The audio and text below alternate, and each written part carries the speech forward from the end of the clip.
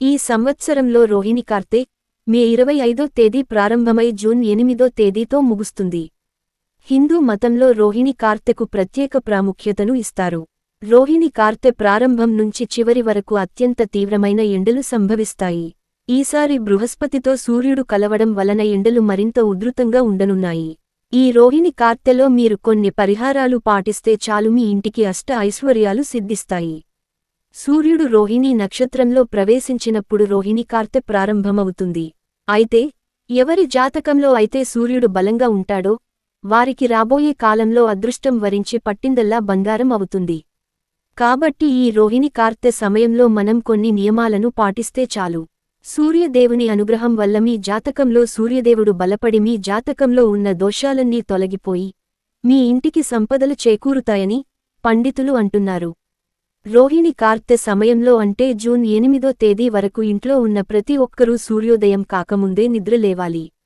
ప్రతిరోజూ ఉదయాన్నే నిద్రలేచి సూర్యుడికి నమస్కారం చేసి ఓం సూర్యాయ నమః అనే మంత్రాన్ని 3 సార్లు జపించాలి. ఇలా చేస్తే మీకున్న దురదృష్టం కూడా అదృష్టంగా మారుతుంది. మీరు బాగా డబ్బు సంపాదించాలంటే నల్ల మిరియాలు చాలా శక్తివంతంగా పనిచేస్తాయి. ఒక 5 నల్ల మిరియాలను తీసుకుని వాటిని మీ తలపై నుండి 7 సార్లు తిప్పి దిష్టి తీసుకోవాలి. ఇలా చేస్తే మీకున్న దురదృష్టం అంతా తొలగిపోయి మీ జాతక చక్రంలో ధనరేఖ మెరుగుపడుతుంది. రోహిణి కార్తె సమయంలో నిరుపేదలకు చల్లని నీటిని దానం చేయండి.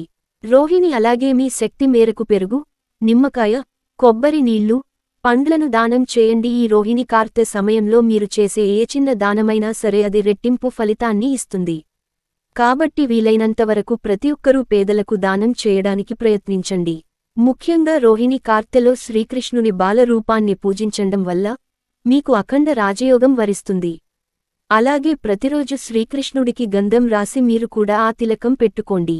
ఇలా చేస్తే మీ మనసు ప్రశాంతంగా ఉంటుంది, కోపం అదుపులో ఉంటుంది. రోహిణి కార్తె సమయంలో మరీ ముఖ్యంగా శివలింగానికి చల్లటి నీళ్లుతో అభిషేకం చేస్తే చాలు. ఆ మహాశివుడు సంతోషించి మీరు ఏది కోరుకున్నా సరే అది వెంటనే నెరవేరుతుంది. ఈ రోహిణి కార్తెలో తలస్నానం చేయాలంటే ఉదయం మాత్రమే చేయాలి. సాయంత్రం సమయంలో ఎట్టి పరిస్థితుల్లోనూ తలస్నానం చేయకూడదు. అలాగే భోజనం తిన్న తర్వాత కూడా తలస్నానం చేయకూడదు. రోహిణి కార్తె సమయంలో పెళ్లైన స్త్రీలు తమ చేతులకు మరియు కాళ్లకు గోరింట పెట్టుకోవాలి. రోహిణి కార్తెలో పొరపాటున కూడా కొన్ని పనులు చేయకూడదు.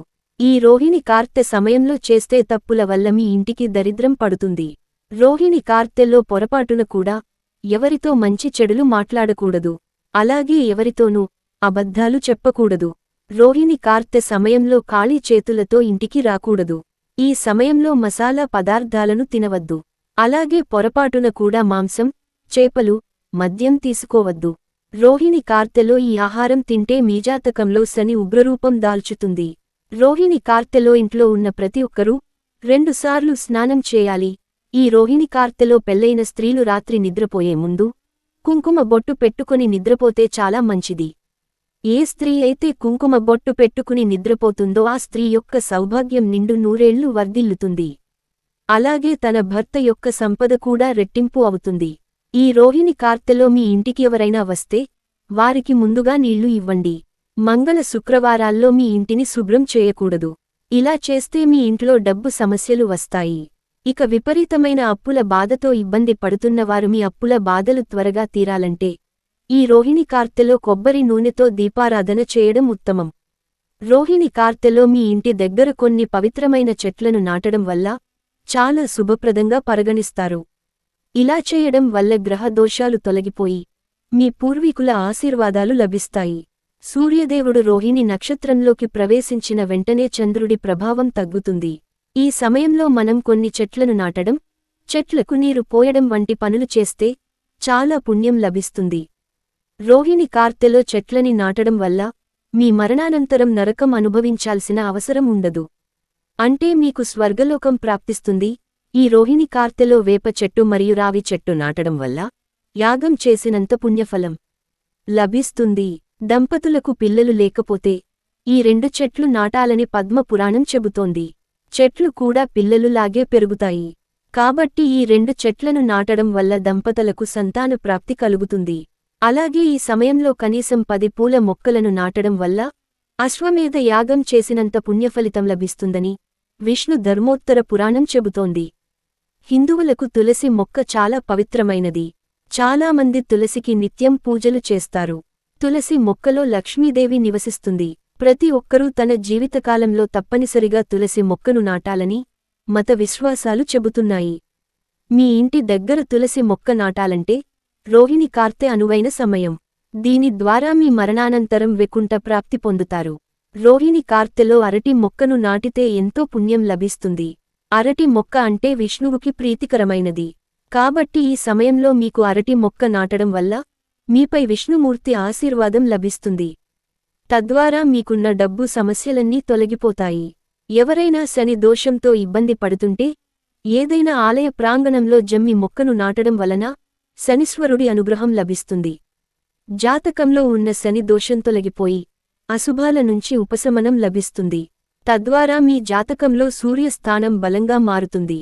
రోహిణి కార్తెలో ప్రతిరోజు స్నానం చేసిన తర్వాత గాయత్రీ మంత్రం జపిస్తే సర్వ పాపాలు నశిస్తాయి.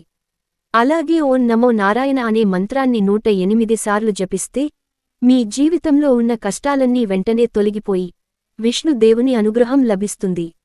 మీ ఆరోగ్యం మెరుగుపడాలంటే ఓం పద్మనాభాయ నమః అనే మంత్రాన్ని జపించాలి. మీ ఇంట్లో ఎల్లప్పుడూ డబ్బు ఉండాలంటే ఓం హ్రీ శ్రీ లక్ష్మీ వాసుదేవాయ నమః అనే మంత్రాన్ని 3 సార్లు చదవాలి. ఈ మంత్రానికి ఉన్న శక్తి అంతులేనిది కాబట్టి నమ్మకంతో చేసే పరిహారాలు మంచి ఫలితాలను ఇస్తాయి. ఉత్తర దిశను కుబేర దిశగా పరిగణిస్తారు. కుబేరుడు సంపదకు దేవుడు. కాబట్టి రాత్రి నిద్రపోయే ముందు మీ ఇంటి ఉత్తర దిశలో నీళ్లు చల్లి శుభ్రం చేయండి. ఇలా చేస్తే మీ సంపద బాగా పెరుగుతుంది. ఈ వీడియో మీకు నచ్చితే లైక్ చేసి సబ్స్క్రైబ్ చేసుకుని మమ్మల్ని సపోర్ట్ చేయండి.